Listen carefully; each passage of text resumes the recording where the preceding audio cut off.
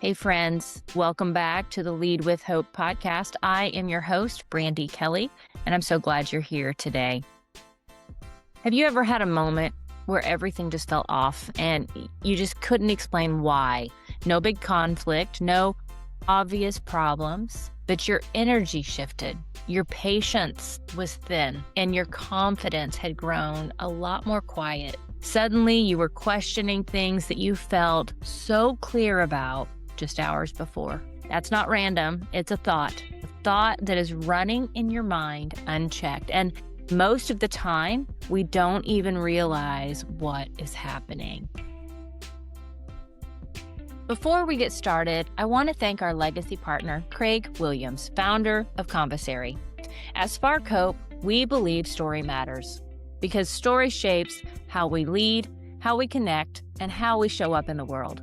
Conversary helps authors and leaders bring clarity to their story and confidence to their voice so that their brand truly reflects who they are. You can learn more about their work by visiting the link in today's show notes or on the Spark Hope website. Thank you, Conversary, for supporting the Lead with Hope podcast. I remember a moment like this so clearly, and if I'm being honest, probably several moments, but the moment I'm referring to, I had just finished a conversation. There was nothing major going on. It was just a part of my day. And afterwards, I felt it. It was that subtle shift, tightness in my chest, quiet frustration, and a sense that something just wasn't sitting right. My instinct was to ignore it, to stay busy and move on, get to the next thing on my to-do list. Because that's what we do, right? We don't always have time to sit and process every little feeling. But I've learned when something feels off, when my energy shifts, there's usually a thought running underneath it. So instead of pushing past it, I paused and I asked myself a simple question. What was I just thinking about? And when I slowed down enough to hear it, there it was. I really didn't handle that conversation well. Now, here's what's interesting. No one said anything negative, and there was no new evidence, but that one thought, it shifted how I felt about myself. It shifted how I showed up in the next conversation, and it shifted my energy for the rest of the day. One thought. And this is how our brain works. Your brain is constantly scanning for meaning. It's trying to make sense of what is happening in your world as quickly as possible. So it fills in gaps, tries to put those puzzle pieces together. It creates stories. And a lot of times it leans negative because your brain is wired to protect you. It would rather assume that something is wrong than miss a potential threat. The problem is those thoughts feel true. They don't come in as, hey, this is just a story. They come in as, this is reality. This is an effort to protect you. And when you don't pause to examine those thoughts, you start reacting to the story instead of reacting to what is actually happening. And that's where a spiral can start. That's where self-doubt can build. And that's where stress lingers longer than it needs to. And that's why self-awareness isn't just a nice idea. It is absolutely essential.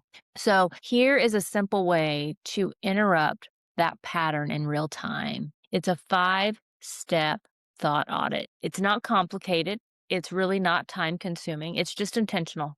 So the first step is to pause and notice. The moment something feels off, practice the pause right there in that moment. Ask yourself, what was I just thinking? Not what happened, not what did they say, what thought just crossed my mind? Because that is most likely the root. Step 2, name the thought. Bring it into the light. Say it out loud or write it down. Maybe the thought is, I'm not doing enough. They're probably questioning me. I should have handled that differently. When you name that thought, you take away some of its power because vague thoughts can control you. Clear thoughts can be challenged and you can see them for what they are. Step 3, check it. Now get honest, but grounded. Ask yourself, is this a fact? What is the evidence? Or is this a story? And would I say this to someone I care about? You know, that last question is really a powerful one. Would I say this to someone I care about? Sometimes the thoughts in our mind can get very negative, very self critical, and we need to take captive those thoughts because most of us speak to ourselves in a way that we would never speak to someone else. That step isn't about forcing a positive spin, it's about getting accurate. Let's pause for just a moment because I want to tell you about a partner who truly aligns with the heart of this podcast. Conversary. Here on Lead with Hope, we talk a lot about clarity of purpose, clarity of voice, and clarity of direction. And that's exactly where Conversary comes in. They help leaders, educators, and change makers uncover the story behind their work and share it in a way that feels honest, meaningful, and deeply aligned with who they are. If you've ever felt the nudge to write a book, refine your message, or build a brand that actually reflects your values, not just your resume, Conversary doesn't rush you or box you in. They walk alongside you, helping you shape your story with intention and integrity. You can learn more by clicking their link in the show notes or visiting them through the Spark Hope website. A big thank you to Craig Williams at Conversary for being a legacy sponsor of this podcast and for investing in stories that matter. Because when we share our stories with clarity and hope, real change happens. Step 4, reframe it. Now we shift. This isn't fake positivity. We're not pretending that everything's fine. We're choosing something that is both true and helpful. So, for instance, instead of saying, I'm failing at this, try, this is hard and I'm still learning how to do it well. Give yourself some grace. Feel that difference. It doesn't dismiss the challenge, but it does remove the judgment. And that changes how you move forward. Step 5, choose your next action. This is where it becomes real. I often say hope requires action. Ask yourself, what is the smallest step I can take that would make me feel just a little bit better, a little bit clearer? Not perfect. We're just moving forward. Progress over perfection. These small, grounded actions can build momentum.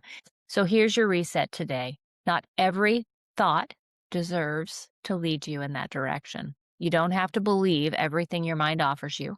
You don't have to follow every story it creates. You can pause, you can question it, and you can choose again.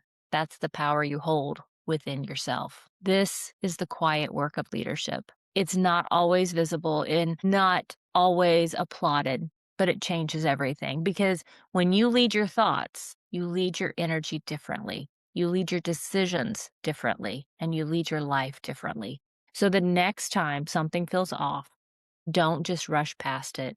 Pause, get curious, and come back to yourself. Lead yourself first. Everything else gets clearer from there.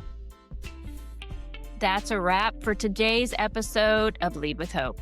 Remember, the world needs your leadership, and change starts with you. Fuel your life with hope, embrace your purpose, and shine your light for others.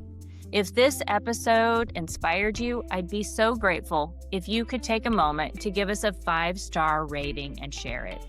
Every review helps spread hope and empowers more leaders to rise. Thanks for listening, and until next time, keep leading with hope.